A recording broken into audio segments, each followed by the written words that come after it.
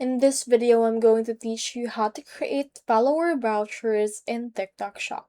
So in order to do that, you first need to head over to your TikTok Shop Seller Center. Once you're in there, head over right here to the Marketing tab. This will open right here this drop down. Head over and click on Promotions that we have right here. Now, once you have clicked on that, we just need to select the voucher from the promotional tool list. You can create promotions first, explore the promotional tools that we have available. It can be a coupon, a new customer coupon, and the likes. So for this case, let's head over and then choose right here the actual voucher that we want. For example, right here, let's choose right here this coupon. Click on create.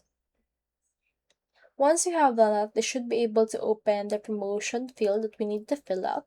So just wait for this. Input right here the coupon name, display channel, as well as the validity period. Let's choose right here 3 days, as well as the coupon settings. It can be amount off or percentage off. For this case, let's choose percentage and input around 5% off. You can set a value or no minimum spend, no limit, usage quantity, and the likes. So for this, you just need to apply this to specific products or specific things right here, or all products as well. You can input the minimum spend and the likes. So that's all there is today, and I hope this video helped you out.